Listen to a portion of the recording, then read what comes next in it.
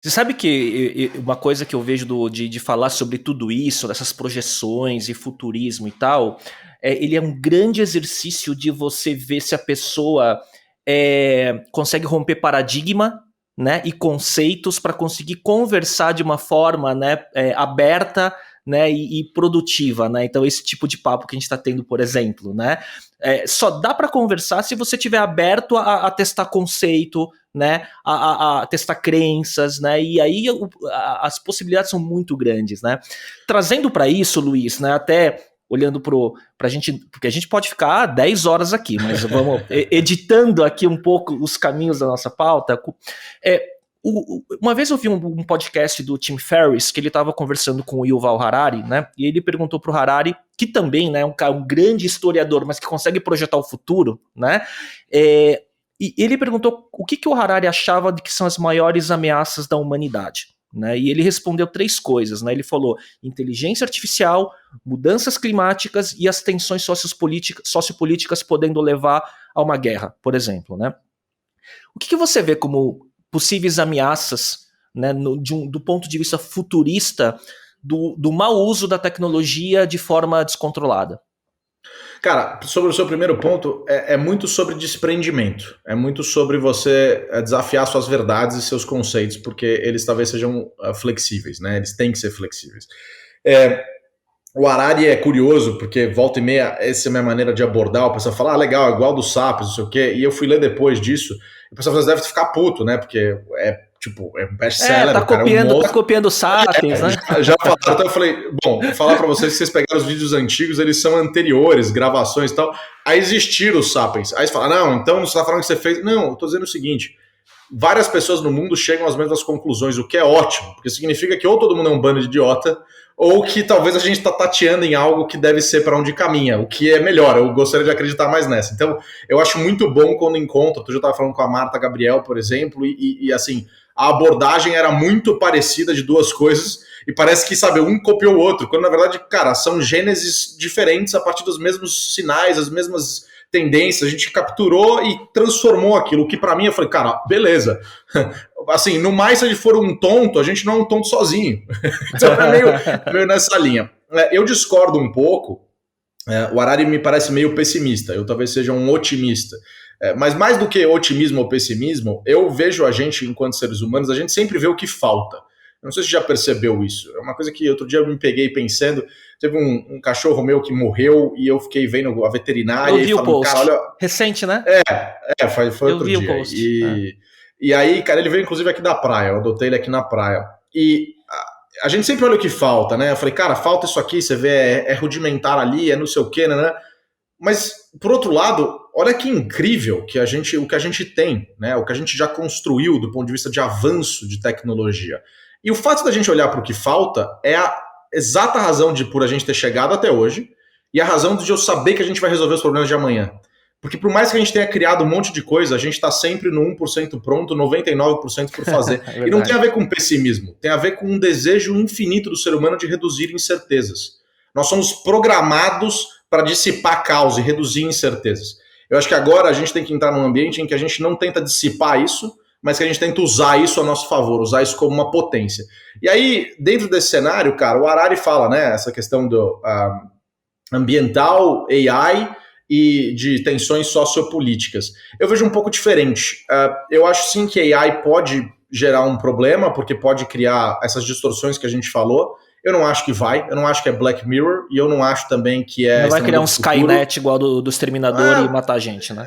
Você tenta matar um peixe dourado quando você vê o peixe dourado? Se a Skynet for tão inteligente como ela se mostra nos filmes e a AI for tão superior, ela só vai ignorar a gente. Entendeu? Tipo, ela é capaz dela até existir. A gente nem saberia, porque o ser humano é irrelevante, se você parar para pensar, frente a uma inteligência tão poderosa, assim como um peixe dourado é irrelevante para nós. Quando eu entro no mar, aqui na praia, eu não fico indo atrás dos peixes e querendo matar os peixes que estão no mar. Eles ficam lá, eu fico aqui, entendeu? Percebe? O intelecto permite que você tenha uma distância tão brutal que aquilo não faz parte. Então, esse é o primeiro ponto. Acho que pode criar problemas sociais e problemas econômicos profundos. Mas também acho que no final do dia a gente também equaciona, porque a gente está indo para um ambiente de maior abundância. E sobre o climático, Pode ser, eu só acho que a gente tem as condições hoje de habitar outros planetas, a gente está criando isso, que é uma coisa fascinante, mas que também tem muito a ver com o que a gente fez nas grandes navegações. É meio a mesma coisa que os ibéricos fizeram quando eles se lançaram para a América, talvez até mais controlado, porque a gente sabe para onde a gente está indo, Marte, a gente sabe onde é que está, a gente tem um satélite, a gente sabe a superfície, coisa que, vamos combinar, os espanhóis e os portugueses saíram e falaram, é nóis, e saíram para o mar, não sabia para onde ia, o que, sinceramente, é bem mais arriscado do que o que a gente faz hoje, apesar da atmosfera e tal. E aí eu acho que o ponto onde pega, onde tem uma concordância, é muito forte nessa questão do sociopolítico, mas eu não iria no sociopolítico do sentido de país, ele vai muito na questão da China, dos Estados Unidos, superpotências, as empresas, as big techs e tal, não sei o quê.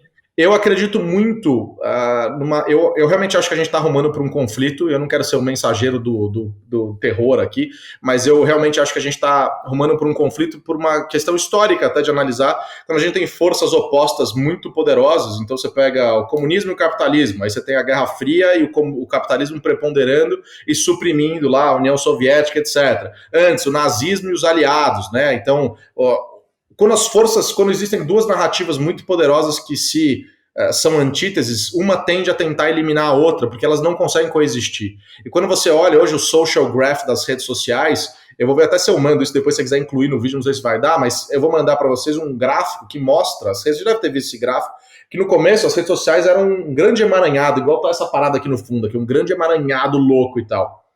E aí elas foram se afastando e os polos foram ficando, e tem um fiozinho que conecta elas no meio. E agora eu começo a ver, com o exemplo de Clubhouse e Green Room lá do Spotify. O Clubhouse tem uma galera falando, sei lá, da esquerda, do sei lá do quê, e o Green Room tem a galera falando, então tipo, não é nem na mesma rede mais. Então eu quero dizer o seguinte, e aí eu tô falando de esquerda e direita, mas as polarizações são variadas. Então eu diria que o conflito não é um conflito de mísseis e bombas e etc., mas um conflito online e um conflito realmente global, no sentido de não é o país estar atacando o outro, o que acontece. A gente, por exemplo, está atendendo um grupo de medicina aí, teve um ataque poderoso, o Fleury, tá público já, um ataque poderoso aí ontem, a gente teve que mudar uma série de coisas que a gente ia fazer com eles. Então, só para dizer que isso acontece com empresas, com governos, etc., mas eu enxergo que para frente nós provavelmente teremos pessoas atacando as outras pessoas de uma maneira muito forte, né? Hoje os cybercrimes são a terceira maior economia do mundo, Léo. Exato. Estados Unidos, China, cybercrime. É uma guerra que já está acontecendo. Não é, essa é a terceira guerra, de certa forma, né? Todos os crimes do futuro provavelmente serão virtuais, até os crimes contra a vida. E, então, assim, eu imagino que a gente vai viver um ambiente de hostilidade, animosidade, e isso representa um risco para a humanidade, porque isso pode romper a fibra social. Por outro lado, se as pessoas começam a conflitar e etc, talvez, depois de atacados, geralmente você fica mais empático. A verdade é que quando você sofre a dor do outro, né, você cria uma empatia. Por exemplo, você já bateu um papo com a Bel lá para trás.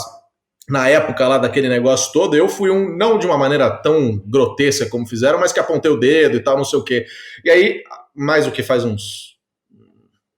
um ano, mais ou menos, eu fui lá e falei, num soul search já de alguns anos, eu falei, aquilo era muito eu apontando algo que me incomodava e tentando projetar em você. Então, um incômodo meu eu projetava no outro, que isso me daria uma satisfação, né, daquele chimpanzé que habita dentro de todos nós. E fui lá pedir desculpa para ela. Ela falou, pô, e do nada, assim, não tinha nada para pagar, e foi pontual. Mas o ponto é, geralmente quando a gente cria uma empatia, a gente cria um ambiente de maior harmonia e de maior cuidado com os demais. Então eu imagino, e aí o meu lado otimista fala mais alto, que teremos um conflitozão, ataque, mas em algum momento a galera vai lá e fala, meio chato isso, né? E se a gente, tipo, não é meio média, não é pra ser o John Lennon, mas do tipo, e se a gente parar de encher a caralha dos outros pra lá e pra cá e, tipo, só vamos tocar a nossa, entendeu? Então eu imagino que a gente caminha pra um negócio desse. Você é otimista. Eu me preocupo muito com o pós-Covid, eu acho que tende uma polarização muito Estados Unidos e China pós-Covid, e até com questões relacionadas até à pandemia, né? Esse negócio dos e-mails do Fauci lá, que começou a circular, né? Aquela coisa, você não sabe se é teoria da conspiração ou não, e por aí vai.